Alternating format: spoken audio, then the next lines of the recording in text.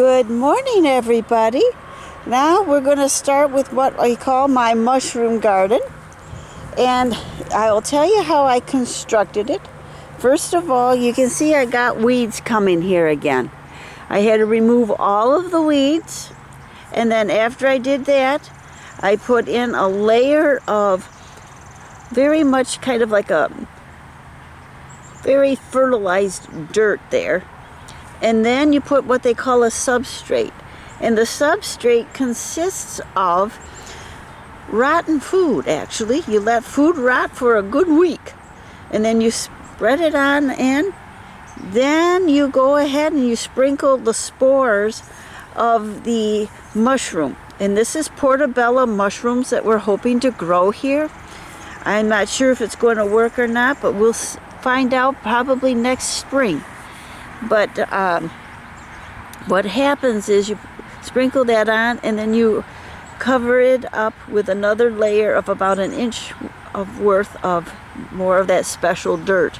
And you can see I've got 1, 2, 3, and 4. And with any bit of luck, we'll get some mushrooms, and then they will then become self-pollinating if we can get them to start. And here they've been about 2-3 weeks. Hopefully we'll get more.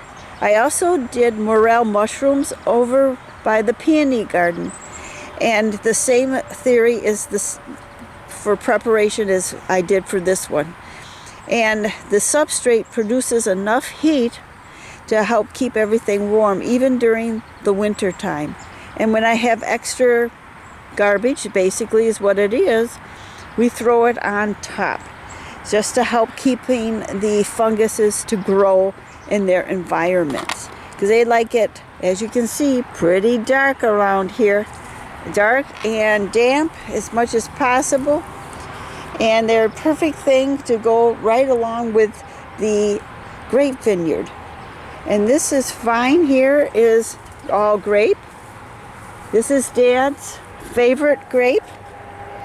And it's a Niagara grape. And you can see right here, there's Dad's green grapes are coming.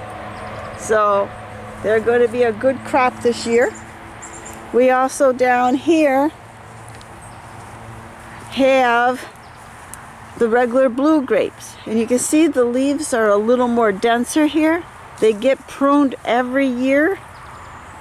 But we just don't know how many we're going to get until the leaves die back. Generally, I get enough grapes to do at least a half year's worth of juice for 2 people from here. Now, the other thing that was a good news thing, we should be able to see it here. Right here. You see this? Grandpa was trying to do a seedling to generate a new vine, and here it is. It's doing very well. So with any bit of luck, we'll go ahead and have another Niagara grapevine here. Then we'll have every section completed, and probably could almost do a year's worth of grape juice for 2 people if they all produce. And generally they do produce something, and it's pretty good. All right, now right here, you can see right up here, you got some dead branches here, but we also have been losing leaves early this year. But this is a gigantic mulberry tree. It was supposed to be a mulberry bush. That's why it was planted here, to bud up with the other bushes just around the corner. But it was actually a tree.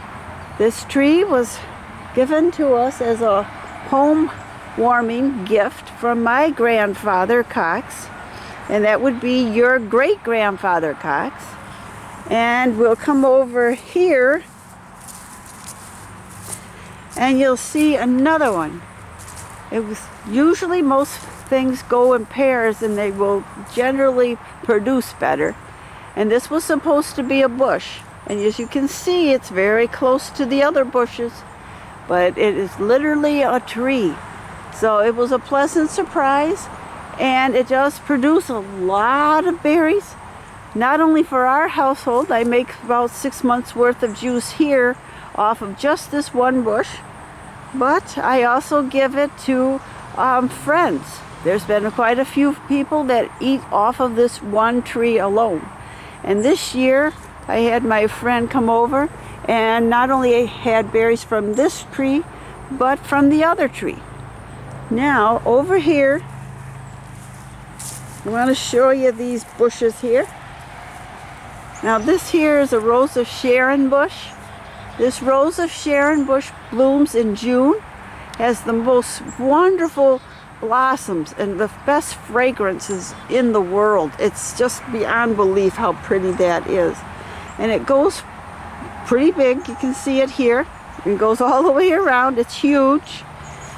Hopefully I'll have the tree and bush pruner prune it this year just to keep it producing well.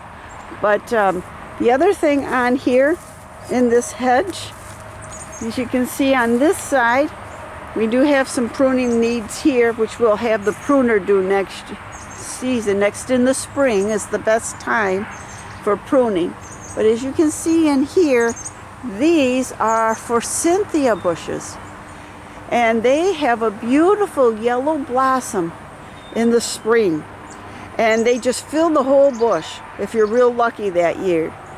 And these are special from the standpoint that your grandpa, my father, planted them as a boy on his farm in New York. And when we moved here, on one of his visits back to New York, he went and got shoots from those very bushes, and we placed them here. So these are family historical bushes right here. And now we're going to go over here. It's one of my favorite trees. This is a flowering crab tree. I didn't know much about these kind of trees until I moved here. And in the spring, this has the most incredible blossoms. And when I look out, come down the hall and look out that bedroom, living room window, it's just breathtaking. And as you can see, it leans. And this year the rope broke on it. So we have to re-tie this baby back up. But as you can see, it's leaning. And the reason why it's leaning, the year or two after it was planted as the family tree to represent Mom, Dad, and I as the family here, it was one of my selections. And well, a tornado lateral wind type thing came and broke off its main root, the main root that would have made it stand up straight. But we were able to keep it this long. I've had to prune off the top to keep the weight off it so that it would stay longer. And actually, it's done very well. But it probably will only last a few more years because it's starting to lean from the weight. And I take any more branches off, well, you won't have any tree left. So I hope you can see this here. You see these little berries here? The birds love eating them. There's a million of them here. And they're still quite firm, maybe not quite as firm as before. So as soon as they get a little softer, we're actually going to plant them. And we're going to plant 3 of them in the hopes of getting 3 trees. 1 to replace this one.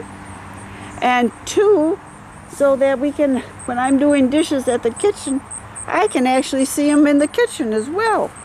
And in the spring when they're in bloom, wow, what a sight that will be. And to use it from the mother plant like this, we should be able to get the exact same color and everything. And when we did the landscaping, when we moved here, the original plan did call for 3 flowering crabs in this general section. But it wasn't put in because we needed a garden here. And right in here was a huge garden. And it produced most of our food supply for an entire year for about a family of about 4 or 5. And when we had the bigger family here, and we had 6 to 8, well, we did have to buy a little extra at that point, but doing very well. But we had to grass it in because Grandpa couldn't do it, and I developed heart issues and I couldn't do it, and so it got grassed in. Now this is the cherry tree. We had a cherry tree here before, but it died, and then this was the replacement. It was Dad's Father's Day gift, 2006. He was so happy to get it, and it usually produces 20 to 40 pounds of cherries. This year we didn't get any because we had a late frost and all the cherries were frozen right off. So we didn't get any this year. So, but that happens. But it's Dad's tree for Father's Day was gotten just before the year before Mom died. So that was with the family tree. Those trees were put in at the same time. And I was actually able to help with that because I didn't have a heart problem at the time. Now, right here, you're going to see my mom's, your grandmother's clematis. She loved these. I love them. They're beautiful. And they used to be in front of the house, but did not thrive there. They do thrive here now. They've been on this side of the house for a good 25 years, maybe a little more. And one shoot was actually shipped out to Pennsylvania to my Uncle Bill. And there is doing very well out there. And this was Mom and Dad's favorite plant. They just love the way the colors are and how it vines up. And it is remarkably beautiful. And we do sometimes have birds nest in it. And probably next spring we'll have them because it's tall enough. This is the kind of clematis that has to be pruned in the spring. If we prune it in the autumn, it will come up too soon. So anyway, that's that plant there. These are irises that are original to the house. And every time I move them, there's always more that come. So I said, you know what? They're going to stay there. I love irises. It was supposed to be a strawberry patch here, but they just didn't work with all the salting of the driveway in the winter. Okay, now we're going to come on over here. Now here is a hosta garden. We'll soon have flowers here. And Mom, Dad, and I planted this garden. You can see it goes pretty good. Pretty good size here. And in the front, these little things are actually lily of the valleys. They multiply like you wouldn't believe. But they are original to the house. And we just let them grow. I had to thin them this year because they were killing off the hostas. But they have a nice, delicate, bell-shaped flower. So that's the hosta garden. You can see there's 2 different varieties here. This one has a yellow on the border. And this has no border on it. And actually we had some shorter growing ones, but they didn't live. But anyway, they're actually coming along pretty good here. They've been here a number of years. And actually, we are in luck this morning. This is what a hosta bloom looks like. Yeah, let's see. There we are. Aren't they beautiful? Yep. And they actually are very long lasting too, so they're very well worth having for a garden here. Now this is a special garden. This is a garden that Dad and I made as a memorial garden. Right now you can see the top part of it is being worked on. It's been 10 years out here. It's pressure treated artificial lumber. And what happened is, as you can see here, let me see if we can get there. Yeah, right here, the wood joineries rotted away, or the screws rotted away. So everything was coming apart. So we're in the process of trying to fix that back up. This is a memorial garden to my mom. She died in 2007. And actually, Dad and I built it. And then all of our neighbors that live in this neighborhood here, they built it up and put flowers in it. There was many different species in here, but only these few were the ones that actually survived. So this is a bleeding heart, one of my favorite things. I love bleeding hearts, and it's dying back now. It's time for it to die back. And that was contributed by me. And then this is a mums. They're antique mums. They grow better than the greenhouse mums. They come up every year. Has a purple flower to it. And Myra Schneider gave us that. She also gave us a King of Hearts bleeding heart. But the King of Hearts did not last. And Judy Hickey also gave us bellflowers. And the bellflowers didn't work either because we didn't have the right lighting. And this here is irises. These are white irises. I keep them in here even though they don't bloom, mainly because I love the greenery. But the reason why they don't bloom is they do not get the proper light here. But they still fill in the space. They look beautiful. And this is a gift to me from Myra. Now, this here is called the safflower, right here. And as you can see, it's starting to open up. Let me get a better shot here. Yeah, there we go. And it's a beautiful yellow color. And believe it or not, my friend Caroline Stroshine donated these. They were actually 100-year-old plants. You know, the offspring of them. These are my antique safflower plants. You cannot get them anymore that I have seen anywhere. So as you can see, the beautiful yellow is starting to develop. They bloom for about a week or two, and then they start to die back. But they're a nice tall plant, and they're beautiful, and it was very nice of her to donate those. We also had other donations from Lori Wilson, and hers was a special growing vine. It was supposed to grow anywhere, but it just wouldn't grow here. So anyway, that was Mom's memorial garden.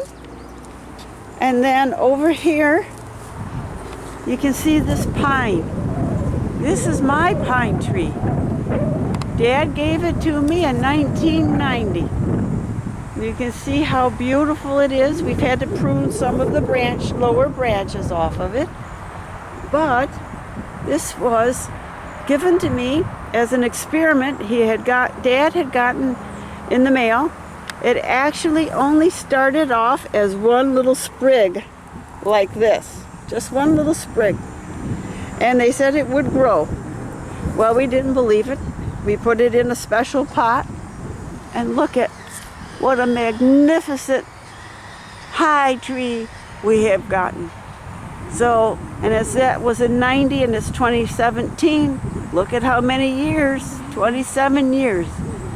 But it's beautiful. Okay, here we have, over here is spirea plants. And they will have a purple flower on in the spring.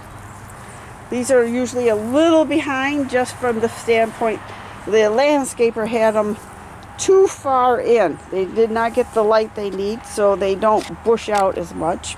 But anyway, they were here. They're part of the landscaper's design. And then in here, we're growing food production. Hopefully next spring, my ramps that my friend John introduced me to. They are a wild leek. They have a flavor of garlic and onion mixed, and it goes all the way to the end of the house, and this white here, all the way through here. So hopefully they will come back next spring and we can have a wonderful time. And over here, well, we have lots of trees, but this tree here is actually a Japanese tree lilac, multi-stem. You can see it's basically a bush, but they call them trees, multi-stems.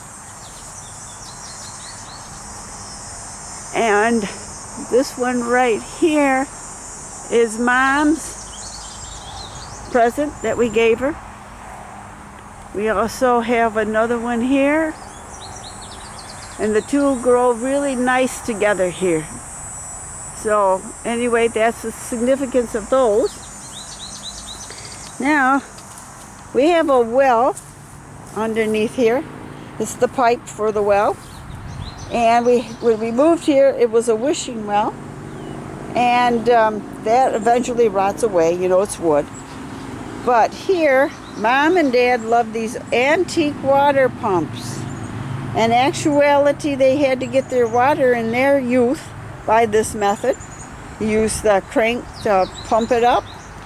And so they decided when the wishing well went down, that they would reconstruct. Now this is more of that special non-decaying wood. It doesn't always stay together. You can see some of it, you know, comes unglued. But that was done to cover up the pipe and make it for easy mowing. And it's a little more pleasant to look at this than it is to look at a pipe. So anyway, this right up here, we don't look like we're going to have any orange blossoms on it this year. Oh, yep, maybe we will.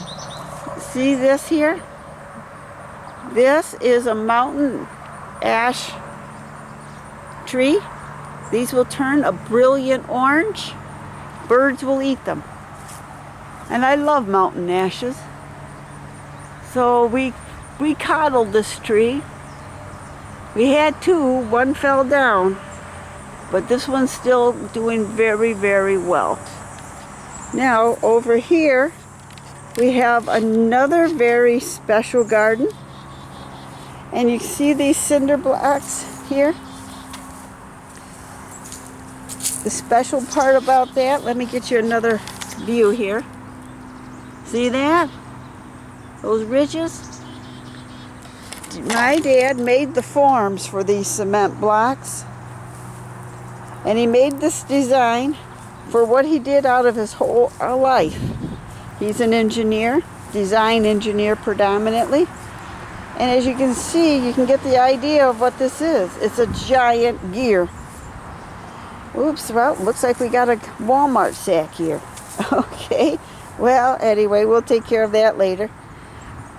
So, this is called Dad's Garden. And right here, you can just see them. These are my garlic leaves. This year I decided that not only gardens needed to be pretty, they needed to be food production.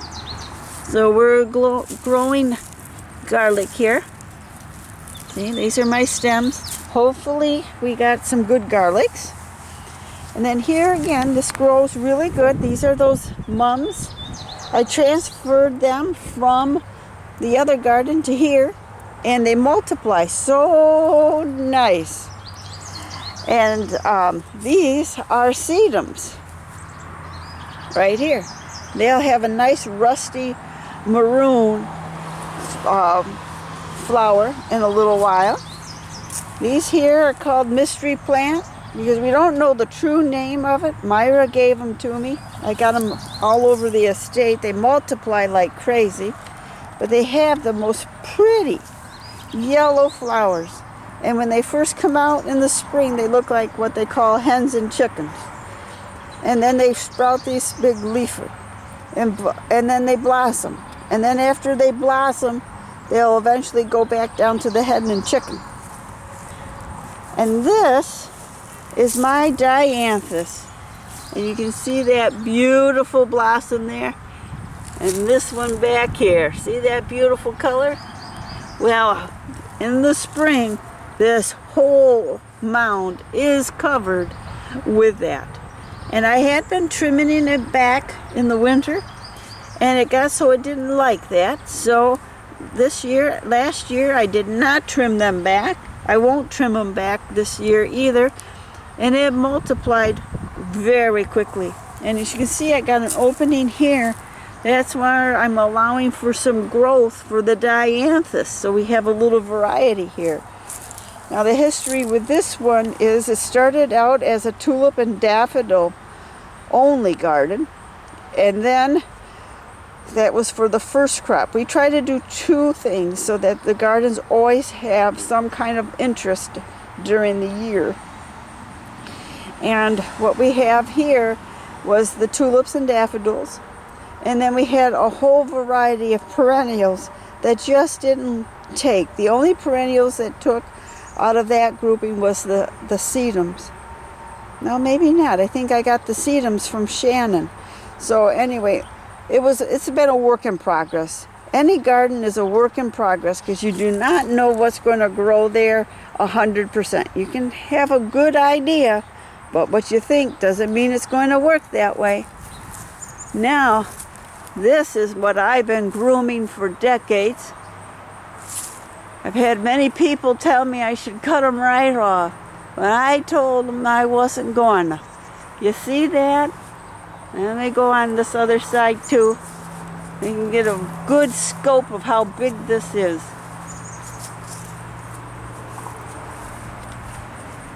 See? Yep. And you can actually sit up there. I have had 4 boys sitting up there at one time. And they could eat a snack and there was room for more. And that was a dream of mine. I was hoping to sit up there myself and write my stories that I love to write. But I found with my heart problem I couldn't get up there. It just caused too much trouble. So sometimes you got to give up on those kind of things. But I was up there once, so I could at least say I was there. And you can see this arm here. Someday we might get lucky. And if that don't break off, man, we could have a nice baby swing there. And you could swing comfortably there without even having to worry about hitting the tree trunk. But yep, you can climb that up there. I even had my brother Bobby climbing up there. And so, yep, pretty awesome, pretty incredible. I'm glad I stuck to my guns and kept that. Now you can see pictures of the backyard. All different kinds of shrubs. Gardening. Flower gardens. This is my specific flower garden. This is my birthday lilies. They have first year. They're dying back now. That's the time of year for that to happen. But this one's in pretty good shape. But they bloomed beautiful flowers. Many different colors, but they were beautiful. And so here we have milkweed. And when I was a kid growing up, we did not like milkweed anywhere. Milkweed was always destroyed. But milkweed is extremely important to the environment. Extremely important to the environment. And our monarch butterflies nest on them, and then they open up. It was only recent years when they started taking better care of them. So I got some. Nature sent them, and I've been propagating them and letting them grow. And we actually had monarch butterflies, baby ones this year, and they grew. And shortly we'll start getting that on there again. And then next year we will have another one. And these plants here are extra special. They were planted with bulbs from Brandon's school that I had bought. I picked quite a few of them actually, so I do love them. And they're coming along good. We have a few of them in the back. They haven't bloomed yet, but at least they came up. See, right there. So at least they came up. And then you can see this here. This is a tropical hibiscus. Right here. You can see the buds starting. These will be pie plate size. White with a deep pink purple in the center. I just love them. These have been here with me about 30 some years now. They come up from the root every year. I fell in love with these plants when I was in Hawaii. And I'm just very happy to have them here. I have several plants. I've given plants away to people. And now they're thriving in their gardens. Now here's more of our lilies. We have a variety of lilies. They bloom all season long. These ones here are just in their heyday. They will be gone before long. And these are my new transplants of bleeding hearts. So we'll see how they come next time. Now here is something new that I'm trying. And these are called leeks. They're not the ramps. That's a combination, but these are actual leeks. I had to dig a 6-inch trench, and I did 2 trenches, roughly about 5.5 feet long. I'll tell you, I was tired, but it was well worth it. This is this rose bush. It's a specialty rose bush. It doesn't produce a lot of flowers, but it does. And this is wonderful. And this plant is a memory bush to my mother. When she passed away, Lori Wilson and her husband Jerry gave it to us as a memorial for Mom. And I put it right here because Mom always loved rose bushes around here.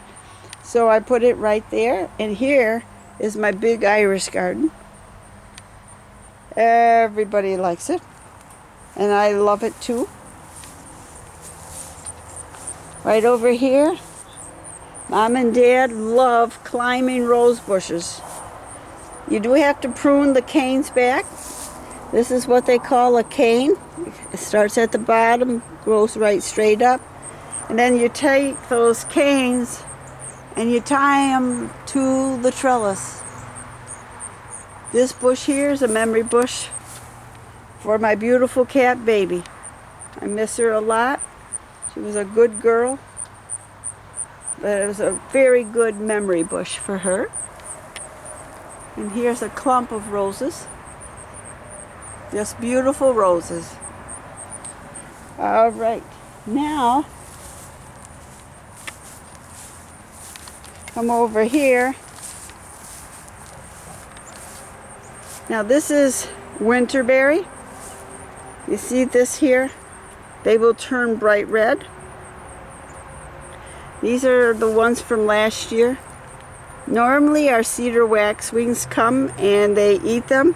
They get very drunk on them. And some of them die because they fly right into the window. But it's a beautiful bush. We have thrush and thrashers in the autumn that will come and eat these berries. So there's not a lot left for the other birds, but they eat them. Sometimes the squirrels will eat them, depending on what their food supply is like. And it goes right through here. Now here, you can see it goes up pretty high, pretty wide. And these are specialty plants too. And this is a lilac bush. And the lilac bushes are from New York, shoots that my dad planted. And there they are in all their glory. So they are recurring. I'm very allergic to lilacs. It's hard to have them in bloom, but they do produce a nice, beautiful bloomage. And I've been working on different allergy medications to help it out, and I'm almost on the perfect combination. Next year we'll try not to cut off any of the blooms to thin the pollen level. We'll see. We'll give it a test. You never know. And then this is from the bushes here from the original landscape design. And you can see they come in all different kinds. They even have their own little blossoms here. This will change colors about 3-4 times in the whole year. So it's beautiful. Now up here is the peony garden. I did all the sod removal for here, and you can see it goes back quite a ways. Did the sod removal for these stones. These is what they call daisy chain bricks. I loved them. Mom and I both loved them. And it's our dividing border. And it's held up very, very, very well. These are beautiful flowers. They're white or pink. And they don't multiply in the sense as fast as some of the other plants, but they are definitely thicker than when we first planted them. And that was many, many, many years ago. And they were planted very late in the year. And believe it or not, they weren't in there, maybe 2-3 days, and they had their first snow cover. But it didn't last long, but it was there. But it actually helped them. They really did thrive after that. And then come in autumn, I have to cut all this out of here. And you leave only about 1 inch or 2 of the stalk behind. And what happens is, if you leave them here, it produces a disease that kills off peony plants.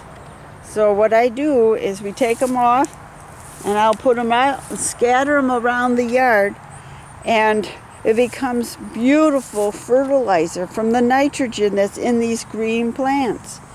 So it's very good for the yard. I do not put any other fertilizer on in the autumn because we're doing the leaves, which contain nitrogen. We're doing plant matter. Everything goes right onto that, so it makes for a nice winter nitrogen base. So we do not have to pay at all for it. Now, right over here, you can see a mound of dirt and a tree. So far, this is my morel mushroom garden, and this is the only thing that's come up. And I was trying to kill it, that tree, but it's thriving. I'll be back here. I'll have to gently pull that out because we do not want to disturb the seeds there. But it's coming along really good back there. So hopefully next spring we will have some morel mushrooms. Now, these are arborvitaes. I love them. Gives us privacy in this corner. And it gives variety and a lot of homes to the nesting birds every spring. And as you can see, they go up really quite high. Someday, I hope not in my lifetime, we'll have to replace them. They only live a certain amount of time. And it's already been over 30 years. And we started them at a good height, so they were at least 10 at that time.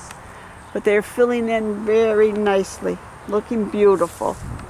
Now this hedge is actually dogwoods, variegated and non-variegated. But over time, you can see it. Yep, that's a winterberry. And I leave it there. Nature put it there. I'm going to leave it there. Survival of the fittest on this hedge. Because I'll be honest with you, it doesn't always work. And if plants don't work and you got ones that do, you leave them in there. And as you can see, this is that multicolor. See? And didn't realize that was over here. So we got that too. So you just never know what's really going to grow in an area. And you can see this here. This is from the front yard. That's a horse chestnut tree according to my grandmother. I don't know the official name, but that's what it is. And we'll actually let that stay there as long as it works. Hey, don't mess with it. Now here's part of the original. You can see the variegated there. See? That looks very good. Looks in good shape too. And this is the other dogwood, I believe.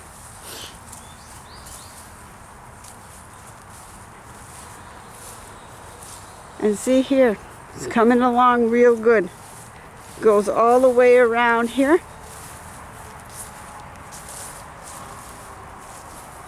And that's all part of the nature building of our whole lot. And this is the back side of those arbor vitae. See how beautiful they are?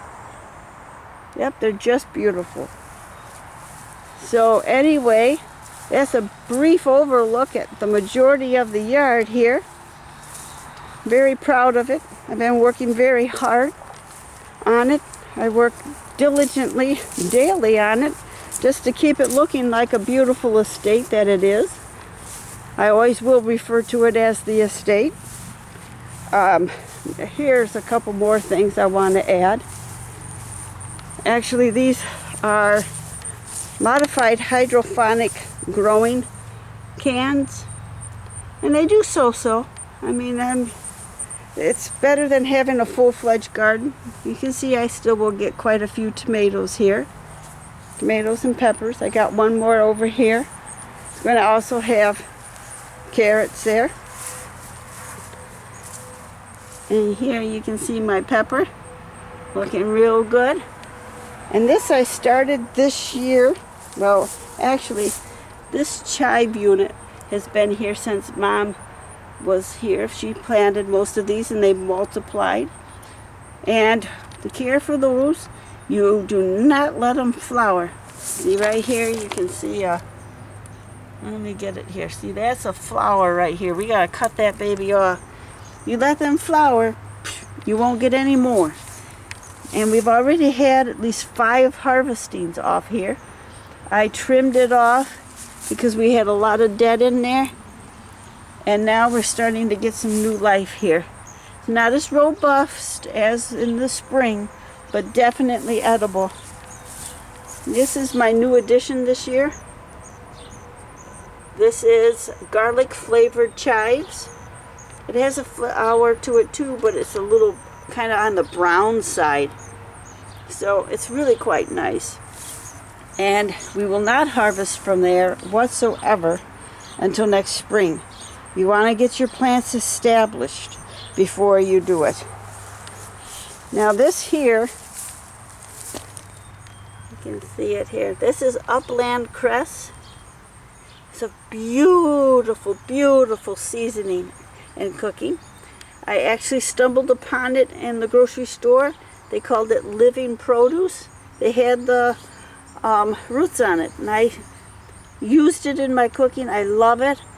Took the roots, put them in here, and within 2 days they started to green up. So they're coming good. A little short yet. I'll let them get a little taller and we'll have another harvest out of here. This is a new addition to this garden. This is rosemary. It's a very beautiful seasoning. Used in soups, beefs. You can use it in your Italian cooking. It's very, very good. Now right here actually was dill, and it has died back for the year. Unfortunately for me, I didn't know I could harvest it, so I didn't get any dill this year, but hopefully it will come back next year and we'll get some dill. This is cilantro. I let it get a little too big, but I was able to eat it, and it's a very good seasoning. It's an excellent additive to your foods. Very, very good. And now you see this here? This is stevia. Very good plant. You eat those leaves and it's just like eating pure sugar. Very delicious. I have to figure out how I'm going to use them and preserve them for the winter. But as soon as I find that out, man, look at that crop. That's a good crop. So anyhow, that's the end of the tour of the estate, of all the key components and most of the history involved into it. And then, well, we could actually do one more thing. You see this ramp? I've carpeted it many times. It was hard, just plain pressure treated wood when it was first installed, along with the railing. We've had some additives to make it easier for maintenance. We got the lattice. This was installed so that my grandmother, your great-grandmother, could come freely in and out of the house. And I use it now so I can get in and out of the house easily. Now, as you can see here, this is the lattice part of the garden room. This is what we call the lower deck. This is the grill Mom and I put together when Dad turned 70, about 2002, I think, somewhere in there. But he put in the electric for us. It's a gas grill. Very proud of it. Worked out real good. But here, let me get you a big shot here. Yep, this is a big shot. From the ground up to the top. We call this the garden room. My brothers and Dad constructed it. Mom and I maintained it. And last year I had to run and put more of the pressure-treated lumber preservative on it. It's a waterproofing stain. You can see it makes it a little on the darker side. That's the way I chose it. You wonder probably how could a person with heart disease do that and do it without a ladder, for which is what I had to do. I had to do it in little short segments as well, because you got to get the work done, but you don't have the body to do it. Well, what I ended up doing is power washing it. That's a little different for me. We usually used a bleach, but I have carpet on the, as you can see, you don't want to bleach out your carpet. So we power washed it, which worked just as good as the bleach. And then what I did is I used a long handle with a brush on it. And believe it or not, I was able to reach all of these areas from that method. Did not have to climb a ladder. Did it in the cooler parts of the day to make it easier. And it worked very, very, very well. So anyway, that does now conclude our tour. And if you ever have any questions, feel free. Oh, geez, I'm sorry, I forgot something very important down here. We'll forget that closing statement here. You gotta get it in reality here.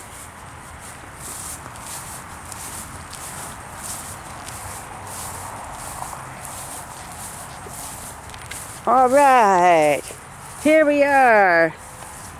This is what we call the family bench. When we had the garden and we were tired, we would sit here. The neighbors sit here with us. The neighbors will sit here when they're tired. It just was a beautiful addition to the yard. It's showing its age just a little bit, but it was supposed to be out of that special wood, but I see it is aging a bit. But still looking pretty sharp, very usable. We still use it all the time. When it was first constructed, I'll be honest, Mom and I couldn't see the need for a bench. And we were wrong. I'll be honest, we were wrong. So anyway, that's what this is all about. I'm very proud to use this bench. So now for sure, this is over. You take care and we'll talk to you again soon.